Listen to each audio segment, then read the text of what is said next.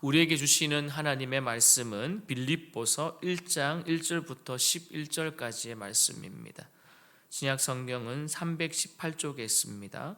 빌립보서 1장 1절부터 11절까지의 말씀. 그리스도 예수의 종 바울과 디모데는 그리스도 예수 안에서 빌립보에 사는 모든 성도와 또한 감독들과 집사들에게 편지하노니 하나님 우리 아버지와 주 예수 그리스도로부터 은혜와 평강이 너에게 있을지어다.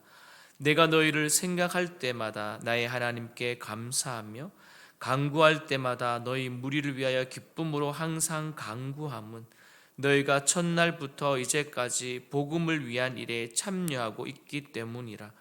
너희 안에서 착한 일을 시작하신 이가 그리스도 예수의 날까지 이르실 줄을 우리는 확신하노라. 내가 너희 무리를 위하여 이와 같이 생각하는 것이 마땅하니 이는 너희가 내 마음에 있음이며 나의 매임과 복음을 변명함과 확증함에 너희가 다 나와 함께 은혜에 참여한 자가 됨이라. 내가 예수 그리스도의 심장으로 너희 무리를 얼마나 사모하는지 하나님이 내 증인이시니라. 내가 기도하노라. 너희 사랑을 지식과 모든 총명으로 점점 더 풍성하게 하사 너희로 지극히 선한 것을 분별하며 또 진실하여 허물 없이 그리스도의 날까지 이루고 예수 그리스도로 말미암아 의의 열매가 가득하여 하나님의 영광과 찬송이 되기를 원하노라. 아멘. 어려울 때에 여러분 기댈 수 있는 사람이 있느냐라는 질문을 받는다면 있다와 없다 중에 여러분들은 어떤 대답을 선택하시겠습니까? 여러분 없다라고 응답하는 사람들의 비율가 OECD 회원국 가운데에 어느 나라가 가장 높았을까요? 한국이었습니다. 한국은 1위를 참 많이 하는 것 같아요. 없다라고. 어려울 때 기다릴 수 있는 사람이 없다. 여러분 만약 기다릴 수 있는 사람이 있다면 그것은 매우 좋은 일이겠지요. 그러나 그렇지 않다라고 해서 너무 걱정하지 마십시오. 여러분의 주변에 도움을 받을 수 있는 다양한 자원들이 있습니다. 먼저는 전문가들과 상담을 할 수 있고요. 그것이 어렵다면 여러분 가족들, 여러분의 친지 혹여나 여러분의 주변에 있는 이웃들과 또 나눌 수가 있죠.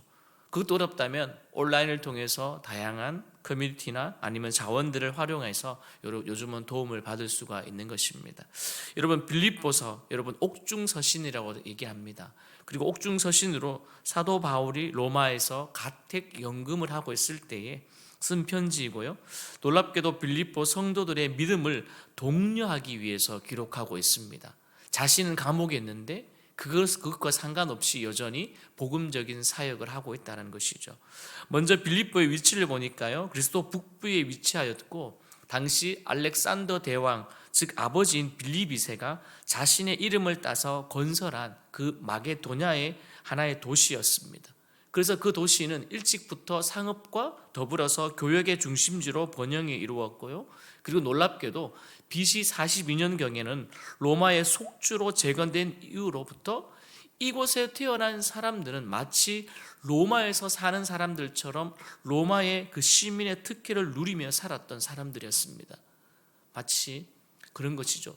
특별한 도시 옆에 있는 도시는 마치 같은 도시인 것처럼 그런 모든 특혜를 누렸던 곳이 빌립보였습니다. 그러니까 당시 빌립보 성도들은 대단한 프라이드, 즉 자부심을 가지고 있는 사람들이었습니다. 그런데 그 당시 핫플레이스인 그 도시를 생각하면서 쓴 바울의 편지는요, 다음과 같습니다. 그리스도 예수의 종 바울과 디모데는 그리스도 예수 안에서 빌립보에 사는 모든 성도와 또한 감독들과 집사들에게 편지하노니, 여기서 수신자, 즉 편지의 수신자가 나오는데요. 거기에 보면 빌립보 교회의 성도, 더불어 감독들과 그리고 집사들이 언급되어 있습니다. 여러분 여기서 성도를 보면 그 성도는 당연히 교회 구성원의 전체가 성도 아닙니까? 좀 더 자세히 보면 이제 감독은요 교회의 지도자를 의미합니다. 더 나아가서 집사는요 교회의 실제적인 문제를 담당하는 자들이었습니다. 그러니 전체 그리고 일부의 지도자 또 그리고 실제적인 교회를 담당하고 협력하고 움직이는 사람들에게 편지를 하고 있다는 것이죠. 그러니까 이들은 직분과 상관없이 모두 교회를 위해 존재하는 자들이었습니다. 그렇다면 우리 모든 구리지구촌교회에 있는 아이부터 시니어까지, 미취학부터 시니어까지 있는 모든 성도들은 누구를 존재한다고요? 교회를 위해 존재하고 있다라고 해도 과언이 아닐 것입니다. 자, 그러면 바울은요, 이제 자신이 맨 처음 만났던 빌립보에 갔을 때에 지금까지 복음의 일에 참여하며 그의 사역을 지지해 주었던 빌립보 교회에 대해 감사와 자부심을 느낀다고 이제 고백을 합니다. 여러분 3절과 4절을 같이 읽어봅니다. 시작. 같이 읽겠습니다. 내가 너희를 생각할 때마다 나의 하나님께 감사하며 간구할 때마다 너희 무리를 위하여 기쁨으로 항상 간구함은. 아멘. 여러분 현대인 성경에 보면 3절과 4절을 이렇게 말합니다. 나는 여러분들을 생각할 때마다 나의 하나님께 감사하며 또한 기도할 때마다 항상 여러분 모두를 위해 기쁜 마음으로 간구합니다 라고 되어 있습니다. 여기서 모두는 당연히 교회 전체의 성도들, 그리고 우리가 말하는 지도자, 그리고 집사를 말하겠죠.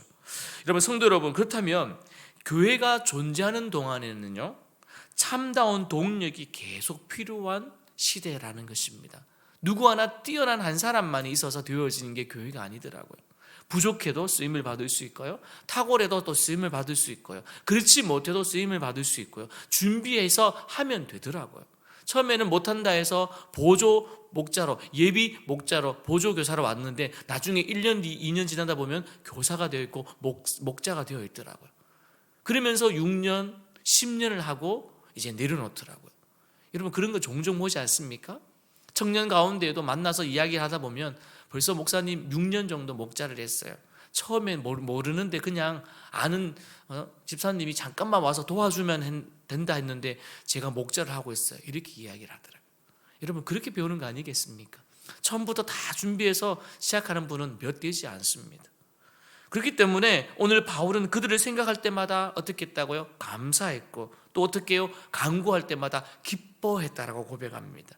그리고 그 이유를 5절에서는 이렇게 언급합니다.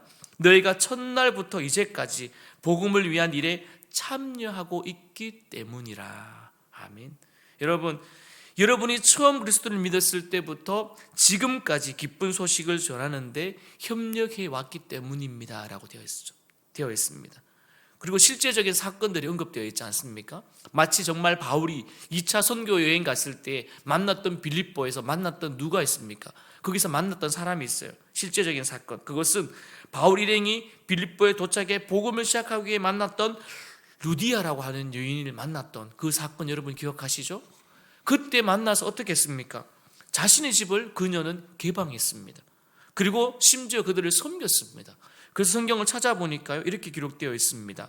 두아디아라 시에 있는 자색 옷감 장사로서 하나님을 섬기는 루디아라고 하는 여자가 말을 듣고 있을 때 주께서 그의 마음을 열어 바울의 말을 따르게 하신지라. 그리고 그와 그 집이 다 침례 즉 세례를 받고 우리에게 청하여 이르되 만일 나를 주 믿는 자로 알거든 내 집에 들어와 유하라 하고 간건하여 머물게 하니라. 여러분 실제적인 사건이었습니다. 이 사건 말고 또 있는데요, 오늘 이 사건만 언급하겠습니다. 이처럼 동력의 의미, 함께의 의미가 있었기 때문에 바울은 그 당시를 생각하며 그 감옥에서 편지 썼을 때 얼마나 기뻤겠습니까? 그리고 성도들이 감당해야 될, 즉 사명을 감당하기 위해서는요, 함께 지속적으로 동력할 때 감사하고 기뻐할 수 있음을 확인케 하는 말씀이기도 합니다. 그렇다면 지금까지 혼자 일하는 방식을 고집해 왔다면요, 여러분에게 도전하겠습니다. 이제는 다른 성도들과 함께 일하는 방식을 바꾸어서 동력의 기쁨을 더 맛보십시오. 혼자해서 하나님의 일을 하는 것도 중요하지만 더 의미 있는 것은 함께 동력하는 것입니다. 그리고 바울은요, 복음을 위해 헌신한 빌립보 성도를 생각하면서 감사한 이유를 또 이렇게 언급을 합니다. 너희 안에 착한 일을 시작하신 누가요? 그리스도 예수의 날까지 그가 이루어 주실 것을 우리는 확신하노라. 즉 기뻐하는 이유가 기록되어 있는데 그것은 하나님의 신실하심이었습니다. 하나님의 신실하심. 하나님은 빌립보 성도들의 삶 속에서 시작한 구원의 사역을 언제까지요? 그리스도 예수의 날까지 온전히 이룰 것입니다. 또한 이로 인하여서 바울은 하나님이 착한 일을 시작하고 이루시는 분이 누구라고 고백합니까? 하나님이라고 고백하고 있습니다. 그렇다면 동력할 때 서로 바라보는 것이 아니라 어떻게 해요? 하나님을 바라보는 것이 매우 중요하지요. 또 왜 중요할까요? 그것은 인간적인 노력으로 이루는 그 협력은 잠시 지속되다가도 이해관계가 맞지 않으면 어떻게 됩니까? 멈추거나 그것이 바뀌어지고 변화될 수 있기 때문입니다. 또한 신앙적인 열심으로 동력해도 성숙하지 못한 모습으로 인해 서로 실망하거나 상처를 줄 수도 있습니다. 사역해 보니까 아닌 것 같아. 사역해 보니까 이렇더라. 이렇게 되어버리면 서로가 상처가 되는 것이죠. 그래서 우리는요, 하나님께서 우리를 부르시고 서로의 약함을 넘어서게 하시고 성장하실 때 하나님을 바라본다면 동력은 더 깊어질 것입니다. 이제 바울은 이제 9절부터는요, 마지막으로 빌립보 성도들을 위한 기도의 내용이 나옵니다. 그것은 감사와 기쁨을 이제 신실한 기도로 그는 표현하고 있습니다. 여러분, 그가 간구한 것은요, 다름 아닌 빌립보 성도들의 성장에 대한 것이었습니다. 이렇게 기록되어 있네요. 내가 기도하노라. 어떻게 해요? 너희 사랑을 지식과 모든 총명으로 점점 더 풍성하게 하사 너희로 지극히 선한 것을 분별하며 또한 진실하여 허물 없이 그리스도 날까지 이루고. 아멘. 여러분, 바울은 사랑의 중요성을 누구보다도 잘 알고 있었던 사람입니다. 그래서 고린도전서 13장에도 사랑의 장을 그는 기록했죠. 그래서 이 사랑을 너무나 잘 알고 있기 때문에 빌립보 교인들이 지식과 총명으로 더 풍성해진 사랑을 갖기 원했습니다. 그냥 사랑이 아니라 지식과 총명이 있는 사랑. 여기서 지식은요, 보다 심화된 알을 의미하였고요, 그리고 그 총명은요, 명민한 그 지적 능력을 뜻하였습니다. 그러니까 이 두 가지가 있는 사랑이었습니다. 그리고 더 나아가서 진실하고 허물 없이 마지막 날까지 그 사랑으로 서로 허다한 서로 성도들에게 죄 없이 허다하게 있는 죄를 덮어줄 수 있는 사랑으로 그들을 섬기라고 말하고 있지요. 이처럼 우리들도 동일합니다. 우리들도 언젠가는 심판 앞에 서게 될 것인데 그때 우리도 거짓 없이 진실해야 되고 허물 없이 살아야지 우리가 심판받지 않을 거 아니겠습니까? 그런 의미에서 오늘 바울은 예수 그리스도로 말미암아 의의 열매를 많이 맺는 그것을 기대하고 끝까지 하나님의 영광과 찬송을 위하여 살라라고 그는 기도하고 있습니다. 얼마나 좋은 기도입니까? 우리의 기도도 이런 기도의 내용이 포함되었으면 좋겠습니다. 날마다 의의 열매가 가득하기를. 그러나 의의 열매가 가득하기 앞전에 우리가 있어야 될 것은 지식과 총명으로 사랑하는 것입니다. 이와 같이 바울의 기도는 당시 빌립보 교회에게만 적용된 것이 아니라 당시 아닌 우리도 지금 우리에게도 적용될 만한 내용입니다. 그러므로 성도는 자신뿐만 아니라 다른 성도들이 하나님 앞에서 성장하기를 바라며 늘 함께 기도해 주어야 될 것이고, 또한 오늘 이 새벽에 온 성도님들도 동일한 마음으로 성장하기를, 또한 함께 성숙한 믿음을 소유하기를, 또한 모두가 의의 열매를 가득하기를 바라며 기도하는 이 시간 되어지기를 주님의 이름으로 축원드립니다.